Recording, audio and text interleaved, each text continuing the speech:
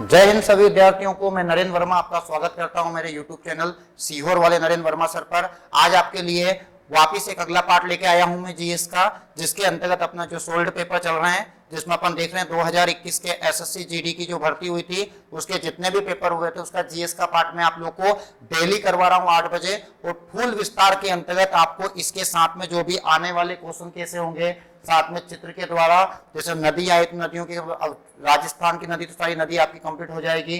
Dolphin के बारे में पूछा गया है, जो जो चीज भी इसके अंतर्गत उसको फुल विस्तार से मैं आपको बता रहा हूं। आप लोग जुड़े रहे और साथ में अपनी एसएससी जीडी की बढ़िया दबा के तैयारी करें। और जिन विद्यार्थियों को लगता है कि नहीं सर हमें आपसे आप ये सोल्ड पेपर करवा रहे हो, हमें आपकी क्लासेस लेनी है, तो ये 1500 रुपए फीस है, 7 से 10 और 10 से 1 एसएससी जीडी का बैचेस चल रहा है। स्टार्ट कर रहे हैं अपन यहाँ पर, मैं आपको बता देता हूँ। 17 नवंबर 2021 मैंने 16 नवंबर की तीनों शिफ्ट करवा दी, एक दिन में 3 शिफ्ट हुई थी। 16 फर्स्ट, सेकंड, थर्ड। जिसने मेरे पहले वीडियो नहीं देखे उनको देखना, फुल विस्तार मैंने आप लोग को पढ़ाया है। 17 नवंबर 2021 की मैंने फर्स्ट शिफ्ट करवा दी है, आज मैं आपके लिए सेकंड शिफ्ट लेके आया हूँ। 16 नवंबर से मैंने जो है आपका स्टार्ट किया है यूट्यूब के अंतर्गत, है ना। चलिए देखिए, ज्यादा समय ना लेके अपन फटाफट इनको देखते हैं और इनको फुल विस्तार में समझेंगे, ताकि आपको आने वाले पेपरों के भी क्वेश्चन इसमें कवर हो जाए। पहला क्वेश्चन देखिए आप लोग, जीएस का पहला क्वेश्चन है, बहुत अच्छा क्वेश्चन है। राजनीतिज्ञ लेखक एम वीरप्पा मोइली को उनकी काव्य रचना, मैं आपको बता दूं कि वीरप्पा मोइली जो है ना, बाहुबली मूवी देखी होगी आप लोगों ने। बाहुबली मूवी के अंतर्गत इन्होंने कुछ किताबें लिखी, बाहुबली के बारे में इन्होंने बताया था। राजनीति लेखक एम वीरप्पा मोइली को उनकी काव्य रचना श्री बाहुबली, देखिए आ गया बाहुबली अहिंसा दिग्विजयम के लिए साहित्य अकादमी पुरस्कार 2020 से सम्मानित किया गया। तो ये जो पुरस्कार दिया गया था, ये जो पुस्तक लिखी गई थी, किस भाषा में लिखी गई थी, तो आपको पहले मैं बता देता हूं वीरप्पा के बारे में कि जो वीरप्पा जी थे, ये मुरली, ये कौन है और क्या है। तो ये आप इनको फोटो देख रहे हैं यहाँ पर वीरप्पा जी की। अगर अपन बात करें यहाँ पर देखिए, ये आपको फोटो यहाँ पर दिख रहा होगा इनका, ये जो फोटो दिख रहा है आपका, ये है वीरप्पा जी। और इन्होंने कन्नड़ भाषा के अंतर्गत इस पुस्तक को लिखा था। तो इसका जो आंसर बनेगा, इसका आंसर क्या बनेगा, कौन सी भाषा आएगी अपनी, कन्नड़ भाषा आएगी। ये फोटो आपको दिख रहा होगा वीरप्पा जी का, ये फोटो है। और आपको इनके बारे में एक क्वेश्चन और मैं आपको बता दूं कि ये जब मनमोहन सिंह जी की सरकार थी तो उस समय ये मंत्री के पद पर भी रह चुके हैं वीरप्पा जी। तो इनके बारे में और भी क्वेश्चन पेपर में आ सकते हैं कि वीरप्पा जी को जो पुरस्कार मिला था, ये कन्नड़ भाषा थे, कन्नड़ भाषा के अंतर्गत इनको पुरस्कार दिया गया था बाहुबली के चक्कर में। और साथ में ये उस समय मनमोहन सिंह की सरकार में क्या थे, मंत्री के पद पे भी थे। एक क्वेश्चन। अगला देखिए अब आप लोग, पहला क्वेश्चन, तो आपका इसका जो आंसर आता है, ये आप जितने भी पुरस्कार है, जितने भी पुरस्कार मिले हैं अभी 2022-23 के, मैं सारे पुरस्कार आपको ट्रिक से याद करवा दूंगा। ऑफलाइन क्लासेस में वैसे भी ये पुरस्कार चल रहे हैं मेरे इसमें। अगला देखिए आप लोग, अगला क्वेश्चन है, बहुत अच्छा क्वेश्चन है। विक्रमशिला, देखो बहुत अच्छा क्वेश्चन है। विक्रमशिला गंगा डॉल्फिन, एक ये वन्य जीव अभ्यारण्य भैया, विक्रमशिला गंगा डॉल्फिन वन्य जीव अभ्यारण्य निम्नलिखित में से किस राज्य में स्थित है।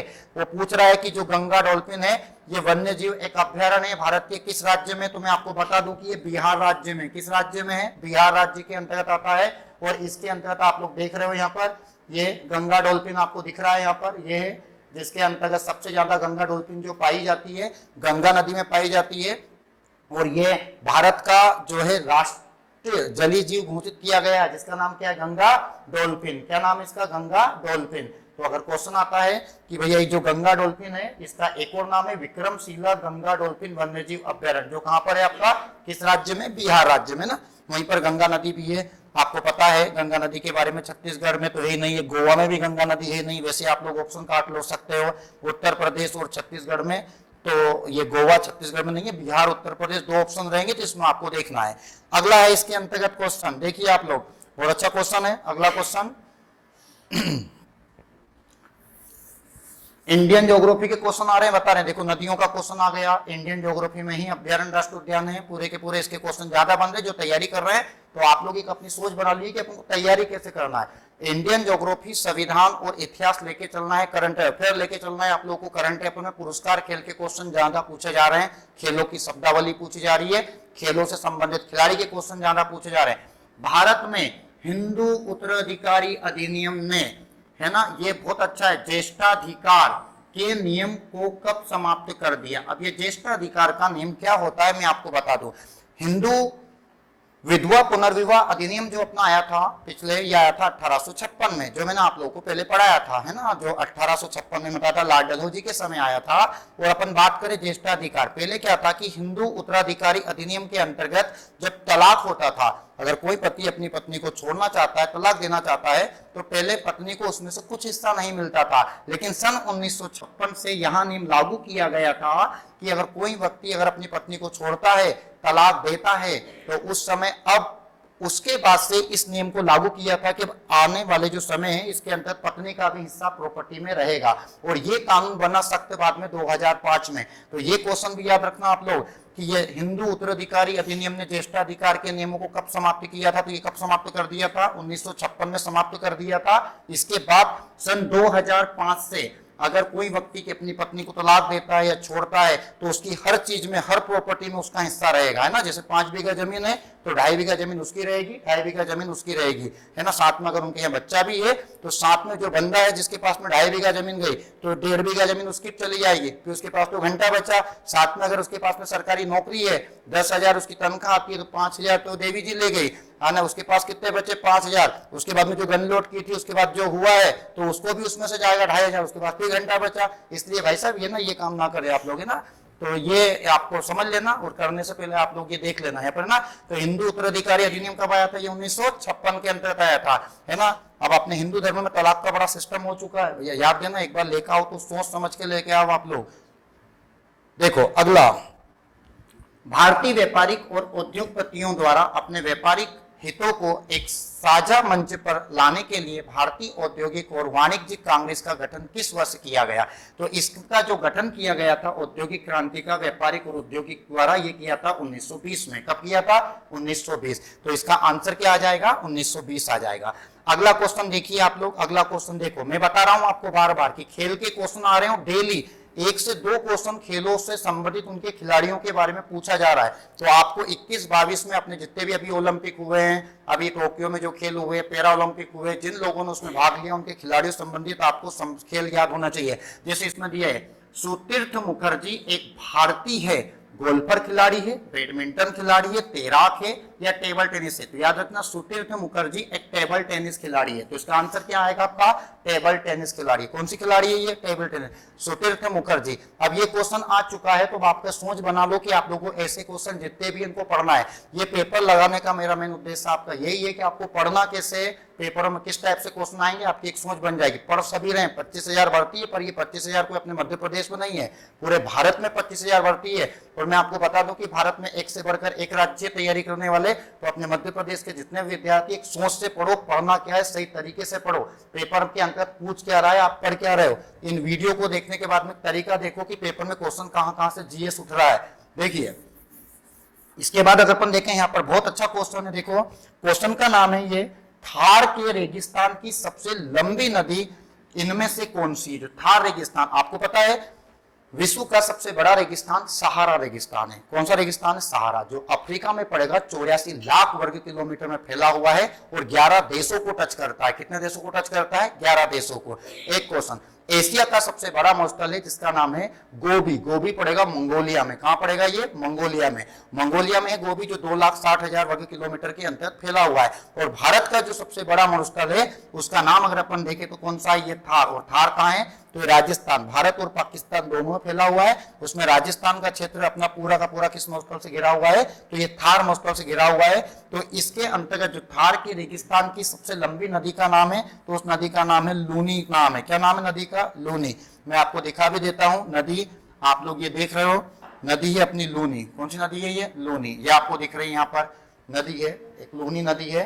और याद रखना, लूनी नदी को खारी नदी भी कहा जाता है, क्योंकि लूनी नदी का जो उद्गम होता है ये अजमेर से शुरू होती है। कहां से निकलती है, अजमेर से। वो सीधे जाके गुजरात के कच्छ में जाकर, आपको पता है गुजरात के कच्छ में सबसे अधिक नमक पाया जाता है, तो गुजरात के कच्छ में जाकर ये नदी अरब सागर तक नहीं पहुंच पाती है, उसी नमक के अंतर्गत पूरी लुप्त हो जाती है। तो लूनी नदी जब नमक में जाएगी तो वैसे ही पानी उसका खारा हो जाएगा और वहां पर जाके लुप्त हो जाती है। इसी कारण इसको अंतःस्थलीय नदी भी कहा जाता है। भारत की अंतःस्थलीय नदी कौन सी है, लूनी नदी है, जो वहां पर जाके क्या हो जाती है, लुप्त हो जाती है। कहां पर लुप्त हो जाती है, गुजरात की जगह कौन सी है, कच्छ कर्ण में लूनी नदी क्या हो जाती है, लुप्त हो जाती है। ये आपको यहाँ पर दिख रहा है। अब मैं थोड़ा सा आपको मैप में और दिखा देता हूँ। आप लोग देख रहे हो यहाँ पर ये दिख रहा होगा आपको, जगह देख लीजिए आप लोग। जैसे लूनी नदी आई तो अपन इसके बारे में देख लेते हैं। ये अजमेर है, अजमेर के अंतर्गत ये नाम पहाड़ी है जहां से लूनी नदी निकलती है, मतलब जो इसका स्थान है वो कहां पर है, अजमेर है। अजमेर कहां पड़ेगा आपका, अजमेर पड़ेगा राजस्थान में, है ना। नाम पहाड़ी किस पहाड़ी से निकलती है, नाम पहाड़ी से निकलती है। नदी का नाम क्या है, लूनी नदी। लूनी नदी को खारी नदी भी कहा जाता है, अंतःस्थली नदी भी कहा जाता है और लुप्त नदी भी कहा जाता है। किसकी बात करें अपन, लूनी नदी की बात करें। लूनी नदी की अगर अपन देखें यहाँ पर तो आपको दिखा देता हूं मैं। ये लूनी नदी सीधे जाएगी यहाँ पर, और ये आप देख रहे हो कच्छकरण, ये जगह दिख रही है आपकी कच्छकरण, ये जगह पड़ेगी आपके अरब सागर में। कहां पर पड़ेगी ये, अरब सागर। याद रखना अरब सागर को खंबात की खाड़ी भी कहा जाता है, खंबात की खाड़ी। अरब सागर का एक और नाम क्या है, खंबात की खाड़ी है। कहा जाता है कि खंबात की खाड़ी के अंतर्गत जितनी भी नदियां गिरती है, इंडियन ज्योग्राफी वैसे मेरे यहाँ स्टार्ट हुई है, नदियों का टॉपिक स्टार्ट हो चुका है। अभी हमने सिंध नदीता प्राचीन नदियों को पढ़ाया है। इसकी कोडिंग है समांता लूसी। समांता लूसी में अरब सागर में आने वाली सारी नदियां आ गई, है ना। अब देखो कुछ इसके क्वेश्चन भी अगर एक्स्ट्रा कुछ आ जाते हैं तो मैं आपको ये भी दिखा देता हूँ। यहाँ पर आपका ये क्वेश्चन है, ये बांध है, ये जसवंत सागर बांध किस नदी पर है, लूनी नदी पर। कहां पर है, जोधपुर जिले में, है ना। जवाई बांध, जवाई पाली जिला, है ना। एक आएगा आपका बांकली बांध जो है सुकड़ी पर नदी है ये, और कहां पड़ेगा ये, जालोर। तो ये कुछ लूनी नदी के पास कुछ बांध है, कुछ उसकी सहायक नदी पर बने हुए हैं। पेपर के अंतर्गत क्वेश्चन है। अपन लूनी के जितने भी क्वेश्चन थे अब सारे के सारे क्वेश्चन ही मैंने आप लोगों को खत्म करवा दिए। अगर क्वेश्चन आता है तो आपका गलत नहीं होना चाहिए ना। चलो देखिए, तो अपन ने ये जो क्वेश्चन पढ़े हैं लूनी नदी तक पढ़ लिए हैं। अब मैं आपको थोड़ा सा एक बार इनको रिवाइज करवा देता हूं ताकि आपके दिमाग में बैठ जाएगा। देखो पेपरों में क्वेश्चन इधर उधर होते रहते हैं, इस पेपर का उस पेपर में इधर का उधर होता रहता है, और जो करंट है वो तो है सही। अब जैसे ये राजनीतिक लेखन वीरप्पा ने ये बाहुबली में लिखा ही है, कन्नड़ भाषा की किताब थी। ये विक्रमशील गंगा डॉल्फिन वन्य जीव अभ्यारण्य, आपको याद हो गया कि यार विक्रमशिला जो अभ्यारण्य है वो कहां पर है, अपना बिहार के अंतर्गत है। हिंदू उत्तराधिकारी अधिनियम कब आया था, तो ये कब आया था, 1956 में आया था। कब आया था यानी 1956 में। 2005 में इस पर कानून बना दिया था। तलाक की प्रक्रिया बड़ी कर्री कर दी है। अब याद रखना आप लोग, तलाक लेना छोटी मोटी बात नहीं है ना। अगला देखिए आप लोग, भारतीय व्यापारिक उद्योगपति द्वारा अपने व्यापार का, तो इसका कब आएगा आंसर, क्या आएगा, 1920 आएगा। अगला अपन ने देखा ये सुतीर्थ मुखर्जी का संबंध किससे, टेबल टेनिस खिलाड़ी है। थार रेगिस्तान की सबसे लंबी नदी का नाम क्या है, तो कौन सी नदी है, लूनी नदी। तो इसके अपन ने देखे ये वीरप्पा जी है, ये गंगा डॉल्फिन का फोटो बताया मैंने आपको, और ये लूनी नदी जो अजमेर से निकलती है सीधी, तो इसका पूरा डायग्राम मैंने कक्षीकरण तक बता दिया। जितने भी क्वेश्चन हो सके तो उनको नोट डाल के लिख लेना आप लोग। अगला देखिए, और ये जो ऑफलाइन क्लासेस जो विद्यार्थी अपने लेते हैं उनकी बड़ी डिमांड थी कि सर फुल वीडियो बनाया करिए आप लोग, इसलिए थोड़े मेरे वीडियो लंबे जा रहे हैं। उनका डिमांड है कि सर चारों ऑप्शन का और हमें उस बंदे के बारे में फुल विस्तार चाहिए, इसलिए मैं पूरा पूरा विस्तार बता रहा हूं, है ना। देखिए अगला अपन देखें, यहां पर क्वेश्चन है अपना, अगला क्वेश्चन बहुत अच्छा क्वेश्चन है। देखिए आप लोग, करंट का क्वेश्चन है भैया, 2020 का करंट। विराट कोहली सभी जानते हैं और अपना भी मैच हार भी गए। विराट कोहली ने निम्नलिखित में से कौन सा पुरस्कार जीता था, तो 2020 में विराट कोहली को तो सारे तो पुरस्कार जीत चुके हैं। आईसीसी सारा पुरस्कार है, मेजर ध्यानचंद पुरस्कार मिल चुका है, राजीव गांधी पुरस्कार जिसका अभी वर्तमान में राजीव गांधी का नाम मेजर ध्यानचंद रख दिया है, अर्जुन पुरस्कार भी इनको मिल चुका है। अब 2020 में इनको मिला था ICC men's ODI cricket of the decade के नाम से ये पुरस्कार था, जो किसको दिया था, विराट कोहली को दिया था। क्रिकेटर ऑफ द डिकेड का जो पुरस्कार मिला है, कब मिला है इनको, 2020 के अंतर्गत मिला है, विराट कोहली को पुरस्कार है। और अगर अपन देखें अगला क्वेश्चन यहाँ पर, निम्नलिखित में से कौन सा मैंगलोरू, मैंगलोरू कहां पड़ेगा, अपना कर्नाटक में स्थित मंदिर भगवान शिव के एक अवतार को समर्पित करता है। बहुत अच्छा क्वेश्चन है, तो मैं आप लोग को बता देता हूं। इसके अंतर्गत जो महादेव का जो यहाँ पर मंदिर बना हुआ है, एक पहाड़ी के ऊपर बना हुआ है, और उस पहाड़ी का जो नाम है वो है आपका, देखो पहाड़ी है कादरी। कौन सी पहाड़ी है, कादरी। और भगवान शिव का एक अवतार है मंजूनाथ, क्या नाम है, मंजूनाथ। तो कादरी पहाड़ी के अंतर्गत मंजूनाथ मंदिर है। आप देख रहे हो बाबा महाकाल की ये प्रतिमा है, यहाँ पर ये मंदिर है।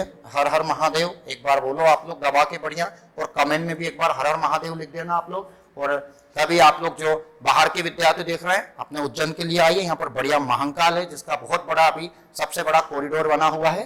तो ये महाकाल का मंदिर है, कॉरिडोर की कुछ पहाड़ी है और भगवान के बहुत सारे अवतार थे। उनके अंतर्गत मंजूनाथ मंदिर, कादरी मंजूनाथ जो मंदिर है, भगवान शिव का एक अवतार है जो यहाँ पर देखने को मिलता है। जो कहाँ पर देखने को मिलता है? ये कर्नाटक में मिलता है, बेंगलुरु में, याद रखना। यस बैंक, कौन सी बैंक है? यस बैंक के संस्थापक कौन थे, कौन है? तो ये यस बैंक के जो संस्थापक आपसे पूछ रहा है, तो इसके जो संस्थापक है वो है राणा कपूर। क्या नाम है उनका? राणा कपूर। यस बैंक के जो संस्थापक है उनका नाम क्या है? राणा कपूर है, याद रखना इसको। तो बैंकों के एमडी हुआ, सीईओ हुआ, इनके ऊपर में अभी क्लासेस चल रही है ऑफलाइन में। अगर ये सब पढ़ना है तो आप ऑफलाइन बैच ज्वाइन कर सकते हैं। अगला देखिए आप लोग, निम्नलिखित में से कौन सा कथन गलत है? कितना अच्छा क्वेश्चन है। अमाशय से भोजन छोटी आंत में प्रवेश करता है, बिल्कुल करता है। अमाशय से भोजन कहां पर जाता है? छोटी आंत में जाता है। लार में सलाई, देखो वैसे ही लार से जब की बात आ जाती है दिमाग में टाइलिन खुलना चाहिए। क्या है टाइलिन? तो ये क्वेश्चन वैसे ही गलत हो सकता है। लार में सलाइवरी लाइपेज नामक एक एंजाइम होता है, बिल्कुल नहीं होता है, क्योंकि लार में जो एंजाइम है कौन सा है? टाइलिन है ना, होते जो स्टार्च को सरल सकरा में विघट। तो इसका आंसर बिल्कुल ये क्या है? गलत है ना। तो याद रखना आप लोग, लार में ये नहीं होता, लार में कौन सा होता है? टाइलिन होता है। तो इसका जो क्वेश्चन रहेगा उसमें पूछा कौन सा गलत है, तो इसका जो बी वाला आंसर है वो क्या है आपका? बिल्कुल गलत है ना, ध्यान रखना इसको। अगला दिया, इसमें विज्ञान का एक ही क्वेश्चन आ रहा है, बहुत नॉर्मल क्वेश्चन आ रहा है। निम्नलिखित में से किसने स्वतंत्र अवध की नींव रखी? स्वतंत्र अवध की नींव रखी, मैं आपको बता देता हूं। अवध के अंतर्गत ये जो शहादत खां थे, क्या नाम था इनका? शहादत खां। इन्होंने 1724 के अंतर्गत शासन संभाला था और इन्होंने स्वतंत्र अवध की भी नींव रखी थी। तो राजा का नाम क्या आ जाएगा? शहादत खां। इन्होंने किसकी नींव रखी थी? स्वतंत्र अवध की नींव रखी थी। 1724 में शासक बने थे, है ना, याद रखना इनको। शहादत खां, बहुत अच्छा क्वेश्चन है। नवंबर 2020 में निम्नलिखित में से किसे बिहार विधानसभा का अध्यक्ष चुना गया? है ना, 2020 में जो अभी चुनाव हुए थे वहां पर जनता पार्टी की सरकार आई थी। मैंने कल बताया था कि कांग्रेस को 19 सीट आए थे और आज उसी बिहार से एक अगला, तो जितने भी अभी 6 राज्यों में चुनाव संपन्न हुए थे तो उनके बारे में आपको पूरी चीज याद होनी चाहिए, किस पार्टी को कितना आया है ना। तो आपका 2020 में निम्नलिखित में से किसे बिहार विधानसभा का अध्यक्ष चुना गया? तो उनको जो अध्यक्ष चुना गया वो चुना गया विजय कुमार सिन्हा को। किसको चुना गया अध्यक्ष? विजय कुमार सिन्हा को बिहार विधानसभा के क्या चुने गए? अध्यक्ष के रूप में चुना गया। ये आपको याद होना चाहिए। अगला क्वेश्चन दिया है, संविधान की प्रस्तावना में इनमें से कौन सा शब्द भारत को पूर्ण राजनीतिक स्वतंत्रता और सर्वोच्च शक्ति वाले देश के रूप में वर्णित करता है? बहुत अच्छा क्वेश्चन है। भारत के संविधान के अंतर्गत ऑफलाइन क्लासेस में पढ़ा भी रहा हूं, मैंने पूरी प्रस्तावना आपको याद करवाई थी और उसके अंतर्गत मैंने आपको बताया था कि एक शब्द का मतलब, तो इसमें दिया लोकतांत्रिक, धर्मनिरपेक्ष, संप्रभु, समाजवादी। तो आपको पता है इसके अंतर्गत सर्वोच्च शक्ति वाले देश के रूप में करता है तो आएगा संप्रभु। क्या आएगा इसका आंसर? संप्रभु। तो इसका आंसर ये रहेगा, याद रखना है ना। ये क्वेश्चन संविधान का है भैया, ये तो परमानेंट, ये आने वाले पेपरों में भी आ सकता है, याद होना चाहिए आप लोग को। बहुत अच्छा क्वेश्चन है इतिहास का, मैं बार बार बोलता हूँ, संविधान, इतिहास, इंडियन ज्योग्राफी और करंट अफेयर। करंट अफेयर में भी खेल तकड़ा होना चाहिए आप लोग का, वैसे से जीडी निकल जाएगी अगर ये 3-4 टॉपिक आपके कंप्लीट है। जान रहा, जीएस में कुछ नहीं पढ़ना इसके बाद, है ना, माइनस मार्किंग है, बस 4 सब्जेक्ट के बाद में अगर एक्स्ट्रा क्वेश्चन आ जाए तो छोड़ देना, वैसे भी इसमें अपना पूरे क्वेश्चन कवर हो जाएंगे आप लोगों के। कुतुब मीनार के 5वें तल का निर्माण निम्न में से किसके शासनकाल के दौरान किया गया? मतलब यहां से आपके दिमाग में एक क्वेश्चन आ गया कि कुतुब मीनार जो है, कुतुब मीनार की जो अपन बात करें यहाँ पर, तो कुतुब मीनार कितना मंजिला है? तो कुतुब मीनार की जो मंजिल है वो कितनी मंजिल है? 5 मंजिल। मैं आपको दिखा देता हूं, बस आपने यही सुना है सबसे ऊंची मीनार का नाम क्या है? कुतुब मीनार, ये आपको दिख रही है।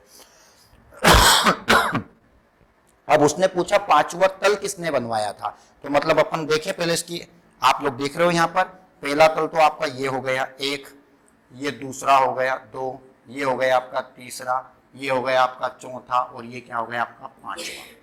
मतलब कुतुब मीनार जो है इसमें कितनी मंजिल है? तो आपको याद रखना है 5 मंजिल। आपको मैं बता दूं कि कुतुब मीनार की जो नींव रखी थी वो रखी थी कुतुबुद्दीन ऐबक ने। किसने रखी थी इसकी नींव? कुतुबुद्दीन ऐबक ने रखी थी, जो गुलाम वंश के पहले शासक बने थे। 15 मार्च 1206 को गुलाम वंश की स्थापना की गई थी कुतुबुद्दीन ऐबक के द्वारा। कुतुबुद्दीन ऐबक गौरी का गुलाम था। किसका गुलाम था? गौरी के क्या थे? गुलाम थे। इसके बाद जो आए कुतुबुद्दीन ऐबक, तो गुलाम वंश में टोटल 10 शासक आए थे। कितने शासक आए थे? 10 शासक आए थे। उसमें जो पहला शासक था उनका नाम था कुतुबुद्दीन ऐबक। तो उन्होंने क्या करा था, लाख बख्श कहा जाता है, लाखों का दान देने वाला कहा जाता है। कुव्वतुल इस्लाम मस्जिद बनाई थी इन्होंने दिल्ली के अंतर्गत। दिल्ली में इन्होंने कुतुब मीनार बनाई थी। 2.5 दिन का झोपड़ा अजमेर राजस्थान में बनाया था। तो इनमें इसकी सिर्फ ये नींव रख पाए थे, न्यू मतलब फाउंडेशन रख दिया था, और बाद में इनकी मृत्यु हो गई थी। बाद में इनका लड़का आया आराम शाह, वो बहुत ठंडा लुल लड़का था उनका, उसकी जायजी निपटा दी जिसका नाम था इल्तुतमिश। तो सबसे पहले कुतुबुद्दीन ऐबक आया, उनका लड़का कौन आया? आराम शाह आया। आराम शाह की जो जायजी थे उनका नाम था इल्तुतमिश। तो इल्तुतमिश ने बाद में इस कुतुब मीनार को पूरा करवाया। मतलब क्वेश्चन आता कुतुब मीनार की नींव किसने रखी थी? तो कुतुबुद्दीन ऐबक ने रखी थी। इसको पूरा कराने का श्रेय किससे जाता है? तो इसको पूरा कराने का श्रेय जाता है इल्तुतमिश को, जो कुतुबुद्दीन ऐबक के दामाद थे, है ना। तो 1 मंजिल, 2 मंजिल, और ये कितनी मंजिल? 3 मंजिल, और ये कितनी मंजिल हो गई? 4 मंजिल। 4 मंजिल तक उन्होंने इल्तुतमिश ने बना दिया था। अब ये जो 5वीं मंजिल है, मतलब क्वेश्चन आता कुतुब मीनार की नींव रखने वाले कौन थे? तो आपका दिमाग मानना चाहिए कुतुबुद्दीन ऐबक थे। इसके बाद में इसको पूरा कराने का श्रेय उनके दामाद को जाता। उनका नाम क्या था? इल्तुतमिश था। क्या नाम था? इल्तुतमिश। इतिहास क्या है? उनको ही पढ़ता है जिसने कुछ किया है। तो बंदा एक आया, अब ये इतनी ऊंची मीनार बन चुकी थी वहां पर। तो इसके बाद में एक आए अलाउद्दीन खिलजी। तो अलाउद्दीन खिलजी ने भी इसके ऊपर खूब कोशिश की, लेकिन बार बार वो गिर गई। तो इन्होंने साइड में एक छोटी सी मीनार बना दी। तो क्वेश्चन आता है साइड में कुतुब मीनार के पास में भी छोटी छोटी मीनारें हैं, आप देख रहे हो छोटे छोटे खोपचे दिख रहे हैं। तो इसको छोटे साइड में जो बनाया था उसको बनाया था जिसको अपन बोलते हैं अलाई दरवाजा भी लगाया था अलाउद्दीन खिलजी ने। साइड में छोटी छोटी 2-3 मंजिलें छोटी छोटी मीनारें बना दी थी, लेकिन वो पेपरों में नहीं आती है। अब एक भाई साहब आए फिरोज शाह तुगलक, है ना, जो तुगलक वंश के राजा थे। तो इन फिरोज शाह तुगलक ने इस 5वीं मंजिल को, कौन सी मंजिल को? 5वीं मंजिल को बनवा दिया था। एक क्वेश्चन और आता है कि इस मंजिल को बनवाने का कारण क्या था कि कुतुब मीनार की एक मंजिल गिर चुकी थी, इसमें से ये जो चौथी मंजिल का कुछ भाग गिर गया था, तो उन्होंने इसकी मरम्मत करवा दी और साथ में 5वीं मंजिल भी चढ़ा दी। उनका नाम क्या था? फिरोज शाह तुगलक, जो तुगलक वंश के शासक थे ना। मेरी कोडिंग है गुल खिले तुम शायद लोगी। कोडिंग क्या है मेरी? गुल खिले तुम शायद लोगी। कोडिंग गुल से गुलाम वंश, खिल से खिलजी वंश, तुगलक वंश, सैयद वंश और लोधी वंश। उसमें सबसे पहले इसमें कुतुब मीनार को बनाने का श्रेय किसको जाता है? तो ये जाता है नींव जो रखी थी कुतुबुद्दीन ऐबक ने, पूरा करने का श्रेय इल्तुतमिश को। 5वीं मंजिल को बनाने वाले जो शासक थे उनका नाम क्या था? तो आपको पता है उनका नाम था फिरोज शाह तुगलक था। याद रखना, मैंने सारे क्वेश्चन आप लोग को बता दिया, बस आपको यही पता था सबसे ऊंची मीनार कुतुब मीनार। अब आपको पता चल गया। बहुत सारे बच्चों को क्या, कई बच्चों को नहीं पता था कि कुतुब मीनार की मंजिल कितनी है? 5। इसके बाद में ये जब इसके ऊपर बिजली के गिरने से इसकी एक मीनार गिर चुकी थी, उसको पूरा कराया था फिरोज शाह तुगलक ने। याद रखना, ऐसे क्वेश्चन अब पेपर में आते हैं। ये बच्चों को पता है, 5वीं के बच्चों को कुतुब मीनार कहां पर है? दिल्ली, है ना। ये ईडीजीडी ऐसे क्वेश्चन नहीं पूछना, आप लोग देख ही रहे हो, पेपर में आ चुका है ऐसे क्वेश्चन। तो आप देखिए, तो इसका जो आंसर आएगा वो क्या आएगा? 5वें तल को बनाने वाले कौन थे? तो उनका नाम क्या था? फिरोज शाह तुगलक। ये ऑप्शन भी दिया है ना। ये रजिया सुल्तान इल्तुतमिश की लड़की थी। मोहम्मद बिन तुगलक पागलस्तन की रक्त पिपासु शासक थे ये, मोहम्मद बिन तुगलक इनका नाम था। देखिए अगला, बहुत अच्छा क्वेश्चन है ये भी। 1 नेशन 1 टैक्स, क्या लिखा है ये? 1 नेशन 1 टैक्स, 1 मार्केट के लक्ष्य को प्राप्त करने के लिए भारत में इनमें से कौन सा कर पेश किया गया है? तो इसके अंतर्गत जो कर किया गया है 1 नेशन 1 टैक्स 1 मार्केट के लिए जो कर है वो है वस्तु एवं सेवा कर। कौन सा कर है ये? वस्तु एवं सेवा कर। तो इसका आंसर क्या आएगा? वस्तु एवं सेवा कर। अगला क्वेश्चन देखिए, the Commonwealth of cricket. Cricket की भैया बहुत दबा के क्वेश्चन आ रहे हैं, वैसे हार तो गई है भारत, फिर भी क्वेश्चन तो आ रहे हैं, है ना। ये life long of affair with most subtle and sophisticated cat and game known you, ये इसके अंतर्गत द्वारा एक पुस्तक है। तो ये पुस्तक किसके द्वारा लिखी गई है? तो ये पुस्तक लिखी गई है रामचंद्र गुहा के द्वारा। मैं आपको बार बार बता रहा हूँ, करंट की पुस्तक आपको याद करनी पड़ेगी। करंट की पुस्तक आ रही है बिल्कुल दबा के, जो भी तैयारी कर रहे हैं, सिर्फ अपन ये देख रहे हैं कि अपन को आगे अब तैयारी में कैसे करना, इस पेपर में कैसे आ रहे, डेली पेपर में किस टाइप के क्वेश्चन आ रहे हैं, इनको साथ में, और साथ में ये क्वेश्चन तो आपको याद करना। हो सकता है कोई सा क्वेश्चन रिपीट हो गया, है ना। देखिए अगला क्वेश्चन है, बहुत अच्छा क्वेश्चन। नवंबर 2020 में सब्जियों और फूलों के लिए Indo Dutch centre of excellence किस राज्य में खोला गया? तो तो ये सब्जियों और फूलों के लिए जो खोला गया, वो कहां पर खोला गया? केरल में। वैसे भी केरल को मसाला नगरी के नाम से जाना जाता है ना। अगला क्वेश्चन है, हीमोग्लोबिन की कमी के कारण निम्न में से कौन सा रोग होता है? तो सभी को पता है, बहुत सिंपल क्वेश्चन आ रहे हैं विज्ञान के। मेरे हिसाब से आप लोग को विज्ञान पे ज्यादा टारगेट नहीं करना चाहिए। इंडियन ज्योग्राफी, संविधान, इतिहास कंप्लीट करो, खेल कंप्लीट करो, विविध कंप्लीट करो। जीडी का मैं जीएस में आपके लगभग 17-18 नंबर 20 में से बन जाएंगे। एनीमिया रोग, कौन सा रोग है? एनीमिया। जब आपके शरीर के अंतर्गत है ना हीमोग्लोबिन मतलब खून की कमी हो जाती है, तो आपके शरीर में लोहे की कमी हो जाती है ना। तो आपके शरीर में किसकी जो है लोहे की कमी होने से कौन सा रोग होता है? एनीमिया। इसके उपचार के लिए आप लोगों को हरी सब्जी खाना चाहिए, है ना। साथ में जब एनीमिया रोग होता है तो शरीर में थकान होगी, आपको आलस ज्यादा आएगा, नींद आएगी, शरीर में कमजोरी होगी। तो आजकल हरी सब्जी तो बिल्कुल दबा के सूखा करो, है ना, बिल्कुल दबा के खाओ, दबा के पढ़ो और दबा के सो भी, लेकिन थोड़ा पढ़ाई भी दबा के करो। आप लोग बस पीछे का भूल जाते हो, दबा के सो मैंने बोल दिया, ये आपको सट लगे याद हो गया, वो दबा के सो का समय, है ना। दबा के पढ़ो, ये आपके दिमाग में नहीं आएगा। फिर सब चीज दबा के करा करो, आप पढ़ाई भी दबा के करा करो, है ना। देखिए अगला आएगा आपका क्वेश्चन यहाँ पर, स्वाद। बहुत अच्छा क्वेश्चन है, जैसे सभी को पता होगा, स्वाद आया तो स्वाद का काम जीभ का ही होता है। स्वाद संबंधी अभिग्राहक मानव शरीर के किस अंग में होता है? तो ये सभी को पता है कि अपन आंख से स्वाद लेते हैं क्या, है ना। आंख का प्रयोग तो आप बहुत सारी चीजों में करते हो, है ना। आंख का प्रयोग तो नाक से स्वाद लेते हैं क्या? अपन नहीं लेते हैं। त्वचा से स्वाद नहीं लेते अपन। वैसे याद रखना, शरीर का सबसे बड़ा अंग कौन सा है? आपका त्वचा है। शरीर का सबसे बड़ा अंग कौन सा है? त्वचा। एक बार क्वेश्चन आया था हिंदी में, आंसू क्या है, एक वचन या बहुवचन?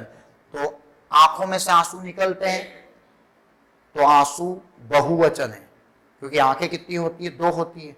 एक हो गया तो एक वचन, 2 हो गया तो बहुवचन। कभी आपने सुना कि यार ये भाई तो एक आंख से रो रहा है? आदमी 2 ही आंख से रोता है ना, 2 हो गया तो क्या हो गया? आपको बहुवचन हो गया, है ना। अगला क्या आएगा आपका? जीभ। क्या आएगा? जीभ। तो ये जो क्वेश्चन है, स्वाद का काम किसका है? जीभ का। जीभ के अंतर्गत अगर अपन देखें तो छिद्र होते हैं, है ना। जीभ में अपन देखते हैं, आप लोग कभी अपनी जीभ बाहर निकाल के देखना, जीभ के अंदर क्या होते हैं? छिद्र होते हैं। ये छिद्र जो होते हैं ना, ये काम करते हैं स्वाद का। बच्चों के अंतर्गत सबसे ज्यादा आपने देखा राल टपक जाती है, टाइलिन है ना, बच्चों को राल टपकती रहती है। राल से क्या होता है? भगवान ने बिल्कुल मतलब ये मान के चलो कि सबसे मेन जो वैज्ञानिक है ना, वो भगवान ही है। उन्होंने बहुत उससे बनाया शरीर के अंतर्गत। देखो जीभ, छोटे बच्चे हर सामान को क्या लेते हैं? मुंह में ले लेते हैं। तो राल के माध्यम से वो चीजें अंदर ना जाके कहाँ आ जाती है? वापस बाहर आ जाती है। तो कोई भी बच्चा अगर कोई भी सामान मुंह में ले तो दबा के लेने दो। वो वैसे सबसे ज्यादा जो राल की प्रयोग होता है वो बच्चों में होता है। कभी देखा यार 40 साल के आदमी को राल टपक गई, है ना, ये 20 साल की बेरा को राल टपक गई, तो ये सबसे ज्यादा किसमें होता है? बच्चों में होता है ना। उनको राल टपकती रहती है, तो जो भी सामान वो मुंह में ले लेते हैं तो उसको राल के माध्यम से, उसमें राल की मात्रा ज्यादा होती है, तो उसको अंदर उनमें कीटाणु नहीं जाते हैं, वो वैसे ही राल के माध्यम से बाहर आ जाते हैं ना। चलो देखिए, कि तो डॉक्टर को दिखाते हैं, डॉक्टर साहब मेरे बच्चे को बहुत राल आती है। आने दो, अच्छा है आपके बच्चे को रोल आ रही, तो कुछ भी सामान खाएगा तो आपको दिक्कत नहीं, भरने दो मुंह में जो भी भरे। भारत के कुछ हिस्सों में किसान अपने की पूजा करके पोला त्योहार, भैया ये बहुत आईएमपी त्योहार है, पोला त्योहार। आपको पता है पोला त्योहार के बारे में आपको बता देता हूं। ये जो गोवर्धन पूजा होती है, दीपावली के बाद पूजा होती है गोवर्धन पूजा। तो गोवर्धन पूजा जो की जाती है ना, वो बेल के लिए की जाती है। किसके लिए की जाती है? बेल के लिए। तो ये जो पोला त्योहार है ना, इसका मान्यता है बेल से संबंधित। आपको पता है बेल होता है, पशु जो होता है, अपन दीपावली पे गांव पे सब पशु पूजते हैं, और गोवर्धन पूजा के अंतर्गत अपन किसकी भी पूजा करते हैं? बेल का। ये पोला त्योहार इनके लिए बनाया जाता है। भारत के अंदर बहुत सारी जनजाति बेलों को अपने साथ रखते हैं, और आपको पता है किसान का मेन श्रमिक बंदा बेल ही होता है। देखो यार बेल कितना मेहनत करता है, सुबह से शाम तक दबा के, जब 2 बजे उठा तो तैयार रहता है ना, 4 बजे उठा तो तैयार रहेगा, कभी भी मना नहीं करेगा, नहीं आज संडे, आज छुट्टी, आज नहीं को आप नहीं जाना आज, है ना। आप लोग मक्कारी करते हो पढ़ाई लिखाई में, जानवर कितने अच्छे होते हैं, जब चाहो बेल को। लेकिन अब धीरे धीरे ये संसाधन की वजह से बेल खत्म हो चुके हैं। अब धीरे धीरे हर किसान के पास में, कोई भी हो, मेरा भी घर पे बेल खत्म हो चुके हैं। हर घर में अब ट्रैक्टर आ चुका है, महिंद्रा ट्रैक्टर, तो ये ट्रैक्टर, तो बाकी साथ में इनका भी काम होना चाहिए। इन सुविधाओं के कारण इन जानवरों का नुकसान हो चुका है, वरना पहले हर व्यक्ति के घर पे बैल हुआ करते थे। इनके लिए कौन सा उत्सव बनाया जाता है? पोला त्योहार बनाया जाता है ना। और बहुत मेहनती माना जाता है ये पशु बैल। एक चींटी होती है, सबसे ज्यादा श्रमिक जो होती है चींटी होती है। चींटी भी बहुत मेहनती होती है, आप लोग देखा करो, उसका दिमाग खराब ही रहता है। वो चलती जा रही है, कोई मर गया तो उसको उठा के ले जाएगी, इतने में वो रास्ते में जा रही है, कोई दूसरा जानवर मर गया तो पहले उसको एक्साइट करेगी, उसको लेके जाएगी, बहुत एडजस्ट करती है चींटी भी, परेशान रहती है। अगला देखिए यहाँ पर क्वेश्चन, निम्नलिखित में से, बहुत अच्छा क्वेश्चन है, निम्नलिखित में से कौन 31 अगस्त 2021 को भारत के उच्चतम न्यायालय के न्यायाधीशों के रूप में शपथ लेने वाली महिला न्यायाधीशों में शामिल नहीं है? देखो ये ऐसे क्वेश्चन अगर आ जाए और अगर छोड़ भी दो तो कोई दिक्कत नहीं, लेकिन करंट अगर आप लोग पढ़ते हो तो करंट के अंदर ऐसे क्वेश्चन, मैं वैसे आपको पूरे न्यायाधीश ठीक से याद करवाऊंगा, पूरे राज्यपाल ठीक से याद करवाऊंगा, जो ऑफलाइन क्लास में तो ये सब चल ही रहे हमारे इसमें ना। पर इसका क्वेश्चन रहेगा जस्टिन इंदिरा बनर्जी, इसका आंसर क्या रहेगा? जस्टिन इंदिरा बनर्जी। थोड़ा थोड़ा पेपर भी पढ़ा करो, करंट पढ़ना भी बहुत अनिवार्य है। बच्चे दिन रात बस मैथ्स रीजनिंग चलते हैं और उनमें भी उनके आंसर नहीं आते हैं। थोड़ा चीजें सभी सब्जेक्ट को लेके चलो। देखिए अगला बहुत अच्छा क्वेश्चन है, बांस उत्पादों को प्रदर्शित करने के लिए राष्ट्रीय बांस मिशन और गवर्नमेंट ई मार्केट प्लेस की एक पहल जिसको बोलते GM है, तो इसमें दिया Indian gold collection, green book collection, green gold collection या इंडियन बंबू कलेक्शन। तो ये बोल रहा बांस उत्पाद के लिए, जो बांस का जो उत्पादन है इसको बढ़ाने के लिए सरकार ने कौन से योजना चला रहे हैं? तो वो है ग्रीन गोल्ड। कौन सा गोल्ड है? ग्रीन गोल्ड कलेक्शन है, जिसमें बांस की पैदावार को बढ़ाने के लिए सरकार ने कदम उठाए। बांस का एक क्वेश्चन आया है ना, चिराऊ जनजाति से संबंधित मैंने आपको पढ़ाया था मिजोरम में, बांस का ये दूसरा क्वेश्चन है ग्रीन गोल्ड कलेक्शन, याद रखना है ना। हमारे सीओ में बहुत बड़ा बांस बेड़ा था, लेकिन अब रोड के निकालने से पूरा बांस बेड़ा खत्म हो गया। बहुत बड़ा बांस बेड़ा सीहोर के अंतर्गत था। ये वृक्ष नहीं काटने चाहिए। रोड बनाते हैं तो फिर अपने इतनी जगह पे सरकार को, जितनी जगह का आपने बांस काटा है तो उसको उतनी जगह पर अलग से लगाना भी चाहिए। देखिए प्रथम ओलंपिक कांग्रेस का आयोजन 1894 ईस्वी में किया गया था। तो प्रथम ओलंपिक कांग्रेस का आयोजन 1894 में ये किया था फ्रांस की राजधानी पेरिस में। कहां पर किया था इसको? फ्रांस की राजधानी पेरिस में किया था। यहां पर देखें अपन, ये बहुत अच्छा क्वेश्चन है, भारत के संविधान का अनुच्छेद, ये बहुत अच्छी चीज है भैया डिजिटल बोर्ड। आजकल हम भी इतने साल से ऑफलाइन पढ़ा रहे थे, इस व्हाइट बोर्ड पे पढ़ाते थे, अब डिजिटल बोर्ड पे आने पे हमारा जो कोर्स 3 दिन में खत्म होता था वो आधे घंटे में खत्म हो रहा है। बच्चों का जल्दी कोर्स हो रहा है, 2 महीने के अंतर्गत। अब बिल्कुल आप लोग डिजिटल बोर्ड पर आराम से अपना कोर्स पूरा कर सकते हो 2 महीने के अंतर्गत। देखिए भारत के संविधान का अनुच्छेद 76, बहुत अच्छा अनुच्छेद है। भारत के संविधान में 395 अनुच्छेद है, 22 भाग है, 12 अनुसूची है। उनमें से बोल रहा है भारत के संविधान का अनुच्छेद 76 किससे संबंधित है? जिस विद्यार्थी ने 395 अनुच्छेद पढ़ लिए हैं उसको वाकई में इसके क्वेश्चन गलत नहीं होंगे। एम लक्ष्मीकांत का मैं संविधान पढ़ा रहा हूं यहाँ पर, जिसमें 395 अनुच्छेद बिल्कुल धुआंधार तरीके से उंगली पे मैं आपको याद करवा दूंगा, एक एक का खा गा घा तक। जो विद्यार्थी तैयारी करना चाहता है 10 से 1 या 7 से 10 बेच ज्वाइन कर सकता है। भारत के संविधान का अनुच्छेद कौन सा है? ये 76। भारत के संविधान का जो अनुच्छेद है क्या नाम है? 76 संविधान संबंधित है। तो इनका संबंधित है भारत के महान्यायवादी से।